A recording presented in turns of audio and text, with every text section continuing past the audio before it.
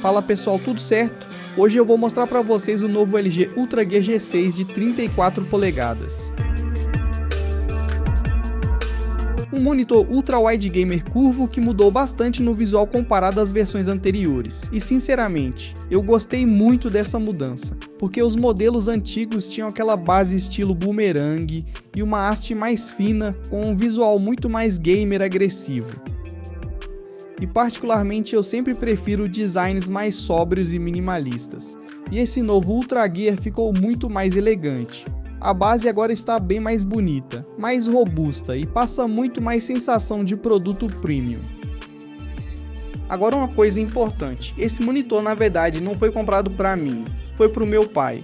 Recentemente ele começou a gostar de jogar alguns jogos no PC, eu passei minha placa de vídeo antiga para ele, e ele comentou que achava que enxergaria melhor jogando em um monitor maior. Então a gente escolheu esse modelo junto. E antes de entregar oficialmente para ele, ele deixou eu fazer o unboxing e review completo aqui para o canal. Unboxing. Começando pela embalagem.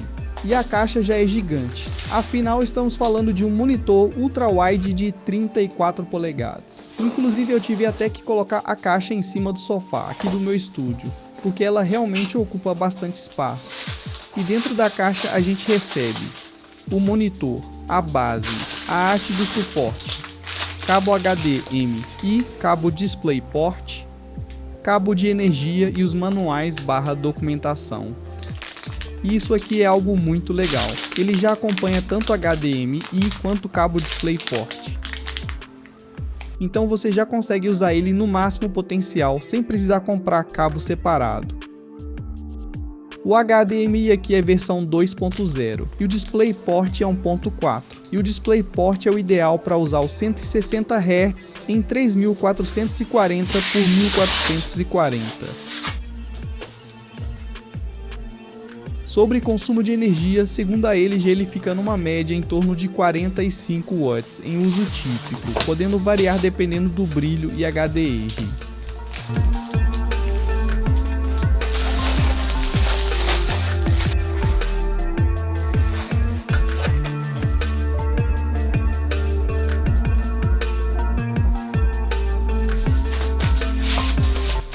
Montagem.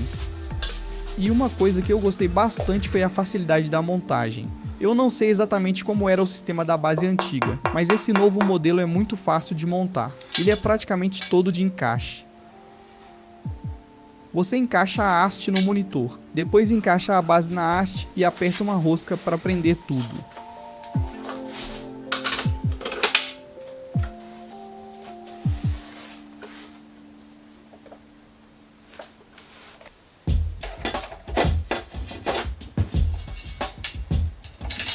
Então em poucos minutos ele já fica completamente montado. E caso a pessoa queira usar braço articulado, ele também possui suporte VESA padrão 100%.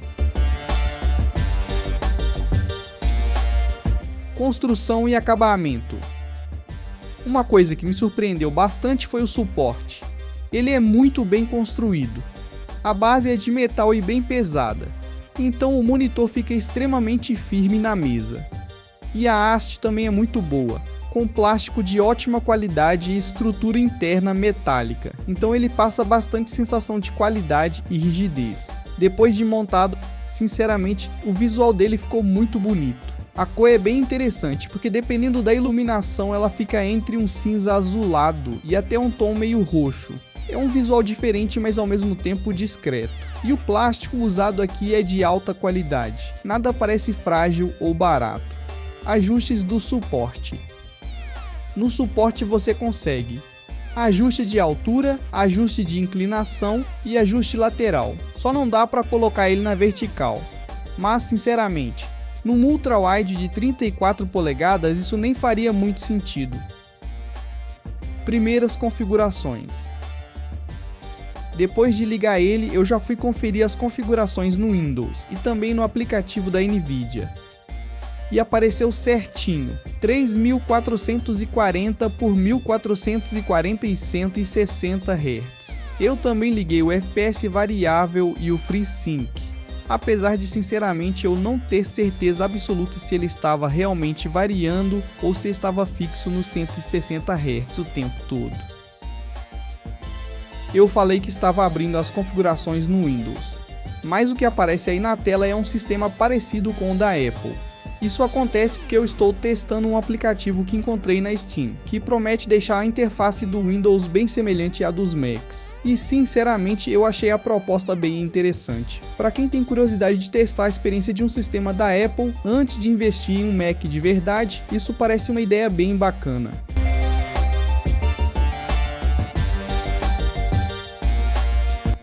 Qualidade de imagem. Aqui nós temos painel VA, resolução WQHD Ultra Wide, proporção 21:9, contraste de 4000:1, HDR10 160 Hz e cobertura sRGB próxima de 99%. E na prática, a imagem é muito bonita. O contraste desse painel VA é muito forte. Os pretos ficam bem profundos e a imagem tem bastante impacto.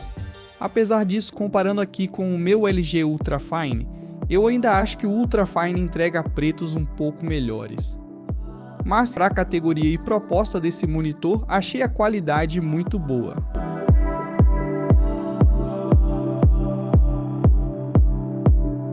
HDR. Outra coisa que eu gostei bastante foi o HDR. Eu deixei o HDR ligado praticamente o tempo todo, e ele realmente dá uma diferença visual na imagem, principalmente brilho e contraste. A imagem ganha mais vida. Menu. O menu também é bem fácil de usar.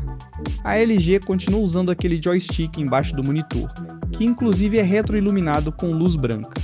Então navegar pelas opções fica rápido e bem intuitivo. Você consegue ajustar modos de imagem, brilho, HDR, overdrive, FreeSync, mira gamer, controle de preto, tempo de resposta e várias outras funções. Som integrado. E uma coisa que eu não esperava gostar tanto foi o som integrado. O monitor possui alto-falantes com tecnologia Max Audio. A qualidade é bastante satisfatória. Obviamente uma caixa de som boa ainda vai entregar um áudio melhor, mas se a pessoa não quiser colocar caixas externas, o som dele já resolve muito bem, principalmente para vídeos, jogos, uso casual e até filmes.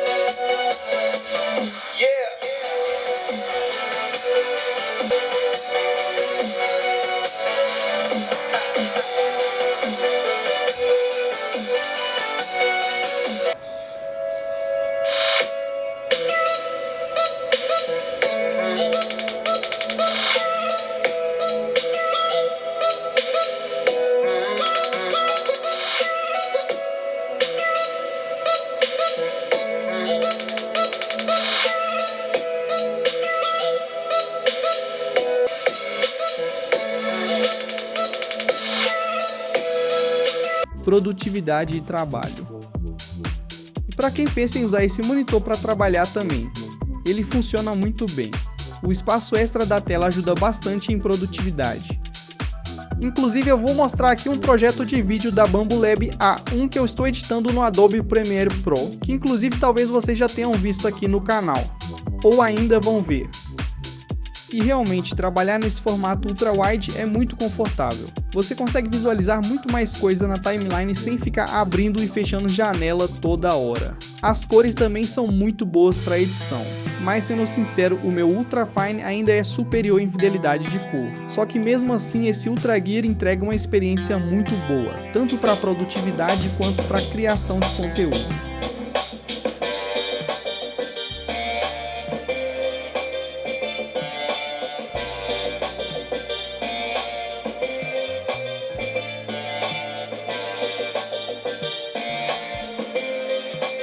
Teste de ghosting. E eu também fiz aquele teste clássico de ghosting no site UFOtest. Para quem não conhece, o UFOtest é basicamente um site usado para testar fluidez, tempo de resposta e possíveis rastros na imagem em monitores de alta taxa de atualização.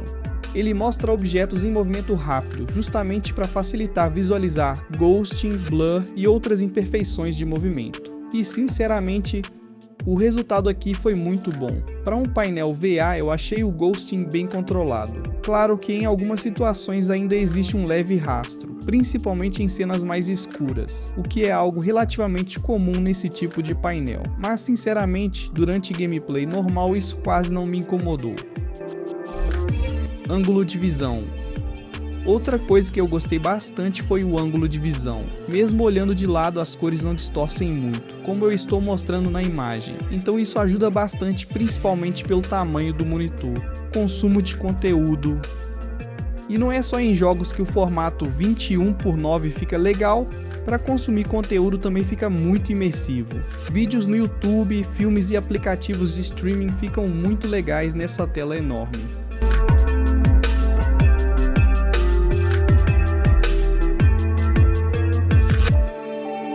Experiência em games. No Assassin's Creed Shadows eu configurei o jogo em 3440 por 1440 e a imersão fica absurda. A imagem ocupando toda a visão lateral realmente muda muito a experiência. Com as configurações que eu usei eu estava pegando em média uns 130 FPS. Até dava para reduzir algumas opções gráficas e buscar mais FPS, mas sinceramente eu já estava completamente satisfeito com a experiência.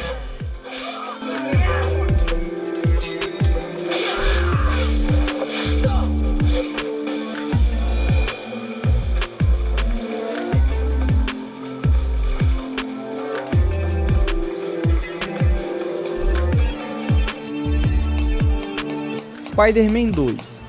No Spider-Man 2 também ficou incrível. Balançar entre os prédios nesse formato ultra-wide é muito legal. A sensação de velocidade e imersão aumenta bastante.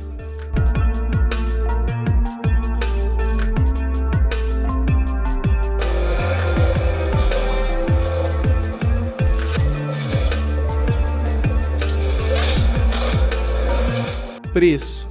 E uma coisa que deixou esse monitor ainda mais interessante, eu consegui pegar ele na faixa dos R$ 1.800 e considerando que normalmente ele aparece acima dos R$ 2.000, eu achei um preço muito bom pelo que ele entrega. Conclusão. No geral eu gostei bastante desse novo Ultra Gear. Ele tem ótima construção, design bonito, excelente imersão, 160 Hz, HDR legal, bom áudio e uma experiência muito forte tanto para jogos quanto para consumir conteúdo. Então, para quem quer entrar no mundo ultra-wide sem gastar valores absurdos, eu acho que esse monitor faz muito sentido. Ah, e se você estiver procurando um monitor mais focado em trabalho, com resolução 4K, ideal para edição de fotos e vídeos e com cores bem precisas e fiéis, eu também tenho um review do monitor LG Ultrafine aqui no canal. Vou deixar o link no card e também no final do vídeo. Ou, se preferir, é só procurar aqui nos vídeos do canal.